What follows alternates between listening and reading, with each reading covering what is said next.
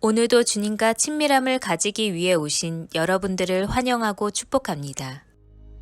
내가 사람의 방언과 천사의 말한데도 내가 산으로 옮길 만한 믿음이 있다 해도 내 몸 불사르게 내어준대도 사랑이 없으면 아무것도 아닙니다. 사랑은 오래 참고 온유하며 자랑치 않고 자기 유익을 구하지 않고 모든 것 덮어주고 믿으며 소망하며 모든 것을 견딥니다.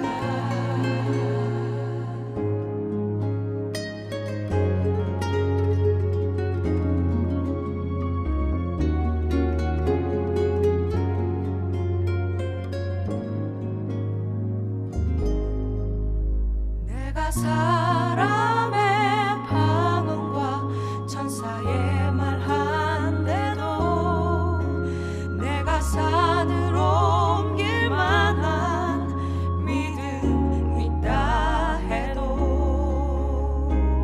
내 몸 불사르게 내어준대도 사랑이 없으면 아무것도 아닙니다. 사랑은 오래 참고 온유하며 자랑치 않고 자기 유익을 구하지 않고 모든 것 덮어주고 믿으며 소망하며 모든 것을 견딥니다. 진리와 함께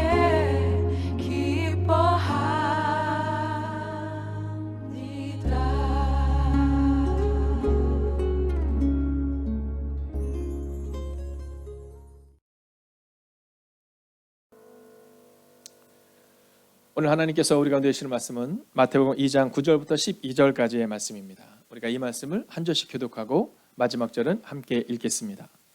제가 먼저 읽습니다. 마태복음 2장 9절.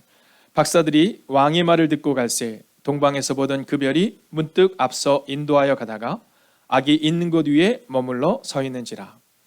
그들이 별을 보고 매우 크게 기뻐하고 기뻐하더라. 집에 들어가 아기와 그의 어머니 마리아가 함께 있는 것을 보고 엎드려 아기께 경배하고 보배합을 열어 황금과 유향과 몰약을 예물로 드리니라. 그들은 꿈에 헤로데게로 돌아가지 말라 지시하심을 받아 다른 길로 고국에 돌아가니라. 아멘. 자, 어저께 거짓을 말하는 자였던 헤롯에 대해서 보았다면 오늘은 기뻐하는 사람들의 모습을 보여주고 있습니다. 자, 이 기뻐하는 사람들, 그런데 이 기뻐하는 사람들이 그 당시에 명예와 권력을 가지고 있던 왕이 아니었습니다. 자, 그 당시에 성경을 잘 안다고 이야기했던 존경받는 사람이었던 제사장과 서기관들이 아니었습니다. 그들이 누구였냐면 바로 동방박사들이었다라는 거죠. 자, 그러면 오늘 우리는 이 동방박사들의 삶에서 배우는 오늘의 삶에 한번 주목해 보려고 합니다. 과연 이 동방박사들의 삶에서 우리는 오늘 무엇을 배워야 할까? 자, 9절을 먼저 같이 읽어볼까요? 함께 읽습니다. 시작. 그 별이 다시 나타나 그들보다 앞서 가다가. 아멘.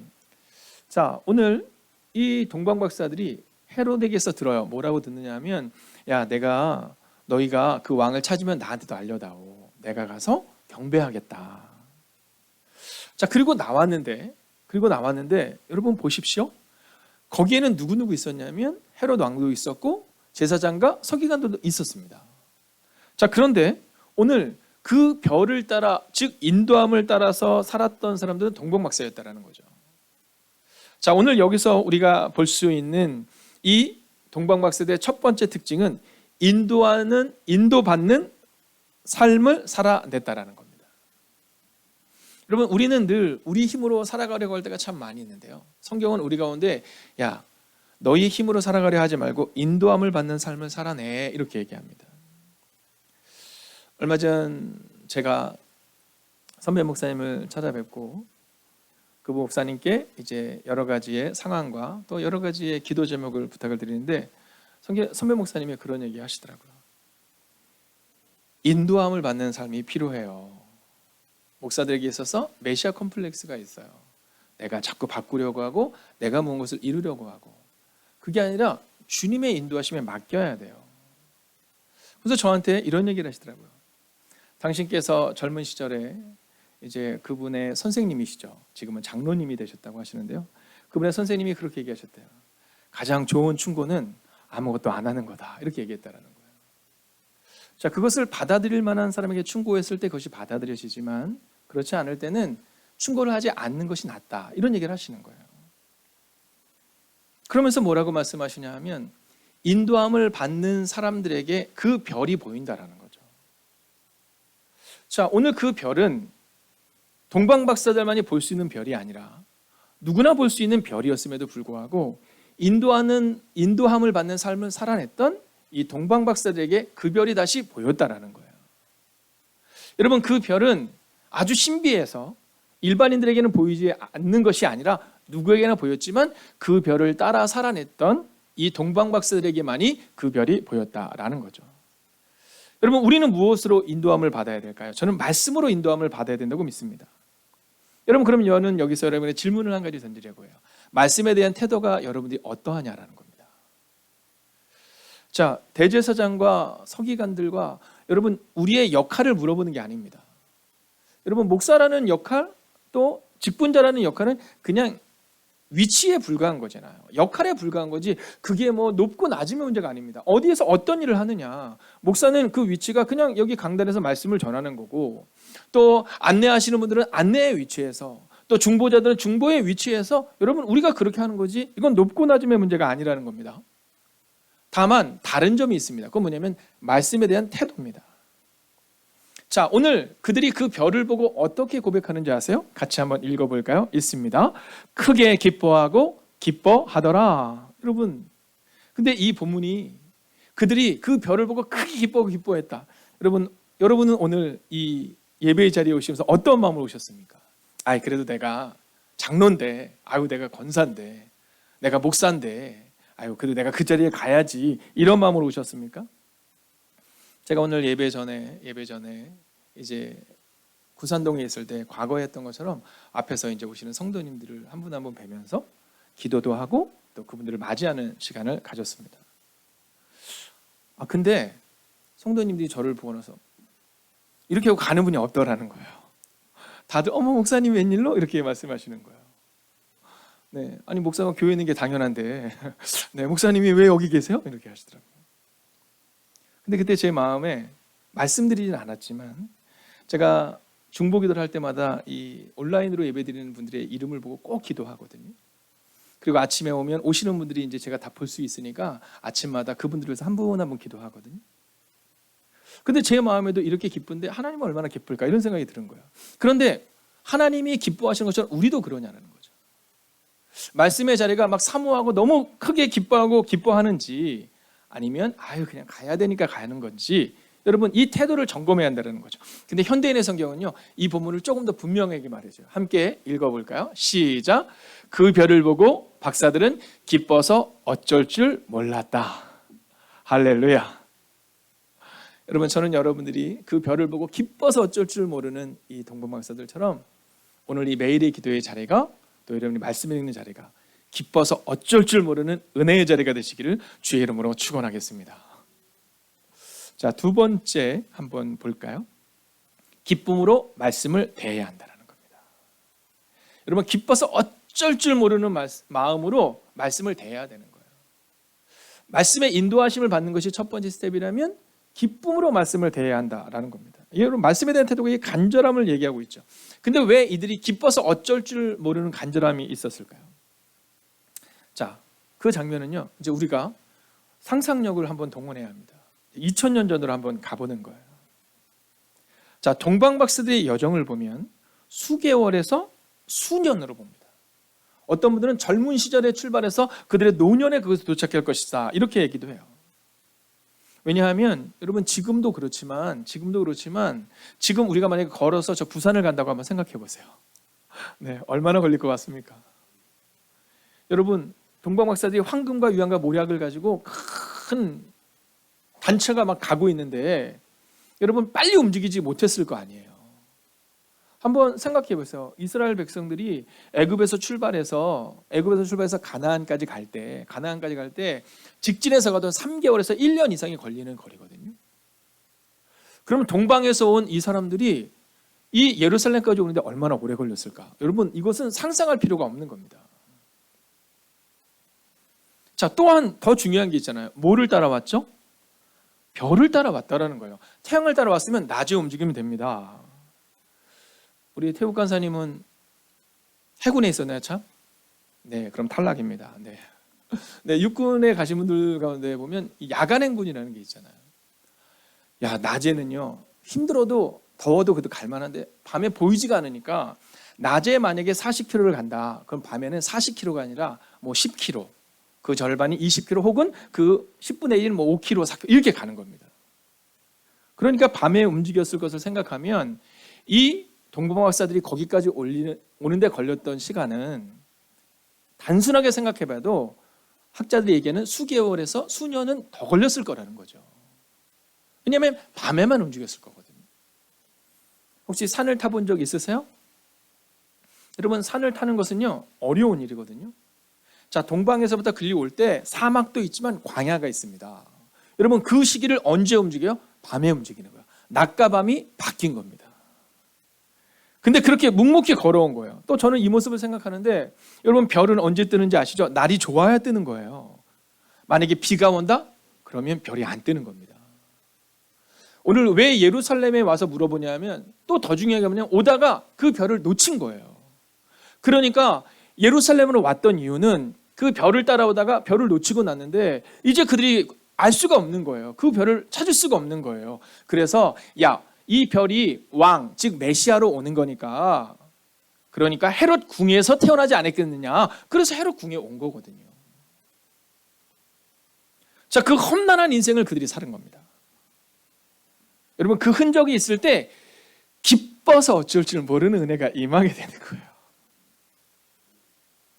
여러분, 같은 사건입니다. 뭐 교회가 이전을 하는 그 같은 사건 가운데, 여러분, 교회가 성장하는 그 같은 사건 가운데, 교회가 하나님의 은혜를 받는 그 같은 사건 가운데 왜 어떤 일은 기뻐서 어쩔 줄 모르고 어떤 이들은 그냥 무덤덤하느냐 하면, 여러분, 그 헌신과 그 사랑이 거기 없는 거예요.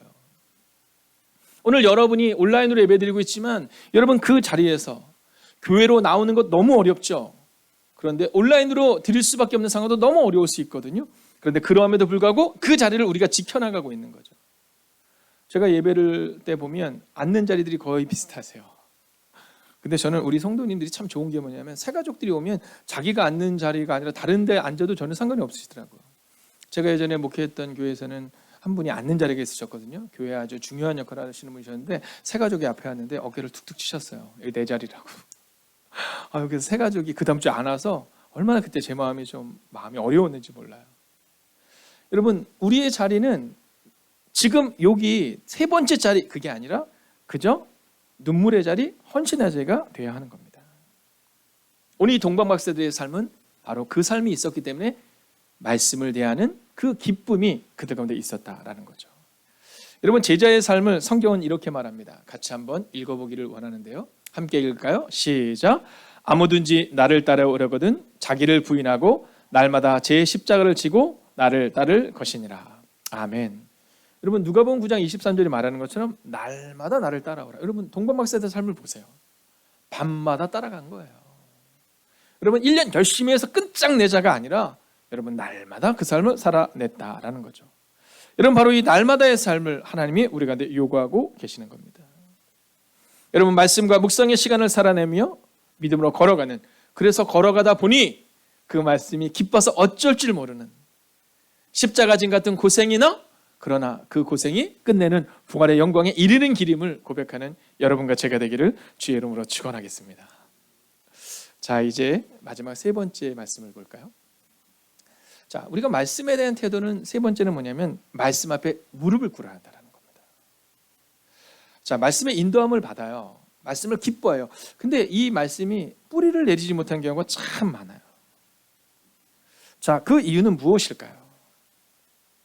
말씀을 분명히 인도함을 받는 것처럼 보였는데 말씀이 뿌리를 내리지 못하는 이유, 말씀을 기뻐하는 것처럼 보였는데 뿌리를 내리지 못하는 이유, 그건요 말씀 앞에 무릎을 꿇지 않기 때문입니다.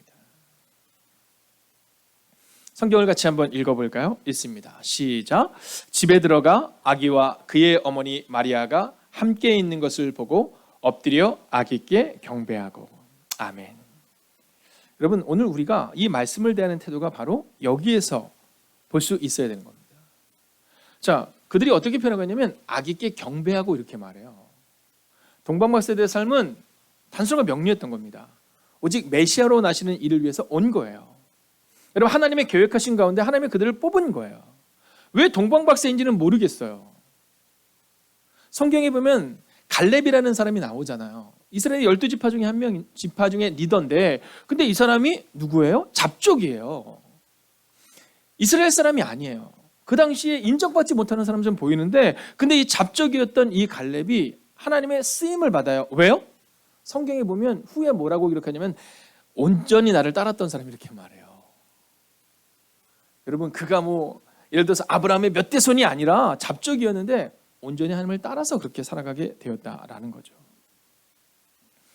저는 오늘 우리가 이 말씀을 대할 때 말씀을 이용하는 것이 아니라 말씀 앞에 무릎을 꿇는 은혜가 우리 가운데 임하기를 주의 이름으로 축원하겠습니다. 여러분 근데 여기서 한 가지가 더 있어요. 12절 마지막으로 같이 읽어볼까요? 시작. 그들은 꿈에 헤로데게로 돌아가지 말라 지시하심을 받아 다른 길로 고국에 돌아가니라. 아멘. 여러분 은혜 받는 것보다 더 중요한 것이 있어요. 그게 뭐냐면 바로 삶을 살아내는 거예요. 여러분 이것을 기억해야 돼요. 아멘 다음이 중요한 거예요. 수개월, 수년, 어쩌면 수십 년 자기의 인생을 바쳐서 그 예수 그리스도를 만난 거예요. 여러분 얼마나 돌아가서 외치고 싶었을까요? 아마 예루살렘 거리로 가서 막 외치고 싶었을 것 같지 않아요? 예전에 한 권사님이 그런 얘기 하셨어요.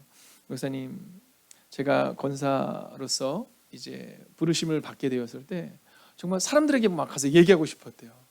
내가 행복의 교회 권사예요. 이렇게. 내가 그 마음으로 나의 인생을 살아가고 싶다고 얘기한 거예요. 여러분 그런데 오늘 본문을 잘 보세요. 이들도 그렇게 외치고 싶었을 거거든요. 근데 그들이 어떻게 해요? 말씀을 따라 예루살렘으로 가지 않고 지시하시는 곳으로 가요. 저한테 제가 외치고 싶어 이랬던 권사님 계시거든요. 그 권사님이 지금도 여전히 동일한 모습으로 동일한 장소에서 동일하게 살아가고 계세요. 제가 처음 이 교회에 왔을 때 제 교회가 조금 어려웠어요. 어려운데 권사님들이 안 계시더라고요. 그래서 제가 여쭤봤더니 교회에 문제가 있어서 권사님들이 다 떠났다고 하더라고요. 저의 마음 가운데는 그 떠난 분들도 하나님의 인도하심을 받아서 아마 갔을 거예요. 그러나 그때 제가 마음을 정한 게 있어요. 그게 뭐냐면 교회에 문제가 일어나면 성도님들이 떠나기 전에 내가 잘 떠나는 게 필요하겠구나. 하나님의 인도하심을 받는다는 것은 말씀을 기뻐한다는 것은 누가 이기고 지고의 문제가 아닌데, 그리고 그때부터 제가 권사님을 세울 때 집사님을 세울 때 매우 신중하게 세워요. 그리고 그분들이 정말 말씀을 기뻐하고 또 순종하는 삶을 살아갈 수 있도록 말입니다. 그래서 원래 제가 3번째를 넘지 않는데 오늘은 하다 보니 4번째가 있더라고요. 어쩔 수가 없어요. 내일이 만약에 금요일이면 내일 하면 되는데 오늘 이제 없어요. 4번째 읽겠습니다. 미안해. 네, 어른들은 뭐 좋아하실 수 있는데 미안해. 네, 같이 한번 읽어볼까요? 시작. 말씀 앞에 순종하여 증명했습니다. 할렐루야. 여러분 그냥 증명한 거잖아요. 돌아간 거잖아요. 여러분 우리 그 삶을 한번 살아내면 안 되겠냐는 거죠. 우리가 뭐 성공해서 그 성공을 사람들한테 자랑하는 게 아니라, 여러분 저도 그럴 때가 있어요. 목사가 딱 되고 나니까 막 외치고 싶더라고요. 제가 목사요. 근데 목사가 되고 나서 느끼는 게 뭐냐면, 야, 목사 사는 게 어렵구나. 야, 목사 되기 어렵다 생각했는데 목사로 사는 게 어렵구나. 여러분들도 어렵겠지만 전 진짜 어려워요. 여러분들은 그래도 말 안 하면 모르잖아요. 가끔가다 제가 이 목회자 셔츠를 숨기고 싶을 때가 있어요. 이런 말씀에 순종하여 증명해야 하는 것, 그게 바로 우리가 해야 될 일이다라는 거죠. 여러분 올 한 해 너무 수고하셨어요. 그리고 2022년을 그 마음으로 살아내기를 원해요. 자, 마지막으로 정리하려고 하면, 헤롯 거짓을 말하는 자였잖아요. 여러분 우리에게서 거짓이 떠나가야 합니다. 대제사장과 서기관들 말씀에 지식은 있는데 믿음이 없고 증명하지 못했던 자들이잖아요.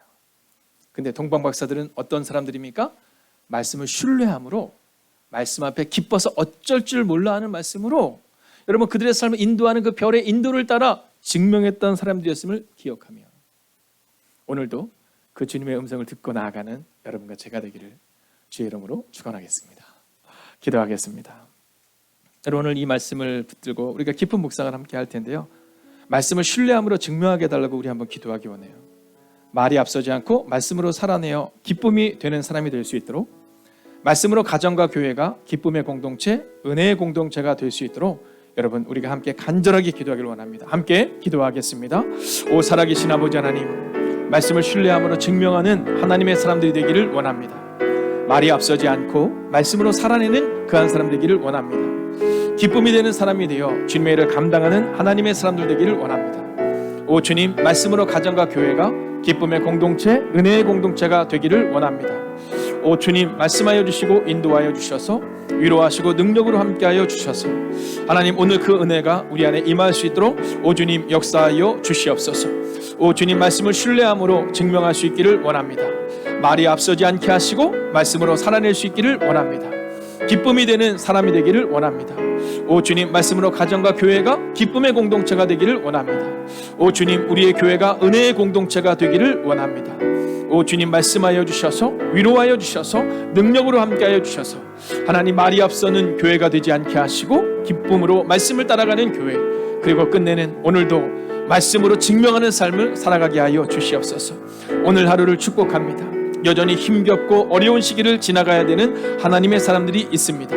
오 주님, 은혜 위에 은혜를 더하여 주셔서 말씀을 신뢰함으로 증명하게 하시고 오늘도 말이 앞서지 않고 말씀으로 살아내는 하나님의 사람들 되게 하여 주시옵소서. 오 주님, 기쁨이 되는 사람이 되기를 원합니다. 오 주님, 오늘도 우리 가운데 임하여 주셔서 말씀으로 가정과 교회가 기쁨의 공동체요 은혜의 공동체가 되는 은혜를 우리 안에 허락하여 주시옵소서. 오 주님, 오늘도 우리가 주님을 기대하며 신뢰하며 나아갑니다. 살아계신 아버지 하나님, 오늘도 말씀을 신뢰함으로 증명하는 하나님의 사람들 되게 하여 주셔서 오 주님, 주님과 함께 걸어가며 주님과 함께 나아가는 하나님의 사람들이 되게 하여 주시옵소서. 오늘도 말이 앞서지 않고 말씀으로 살아내는 사람 되기를 원합니다. 오늘도 말씀으로 가정과 교회가 기쁨의 공동체가 되기를 원합니다. 하나님, 그러기 위해 필요한 것은 바로 그 말씀의 인도함을 받는 사람이요, 그 말씀 앞에 무릎을 꿇는 사람이요, 그 말씀과 함께 증명하는 사람임을 고백합니다. 오 주님, 오늘도 기도합니다. 우리가 그렇게 말씀으로 증명하는 하나님의 사람들이 되게 하여 주시옵소서. 오늘도 그렇게 말씀으로 증명하는 하나님의 사람들과 함께 하시기를 성부와 성자와 성령의 이름으로 간절히 축원하옵나이다. 아멘.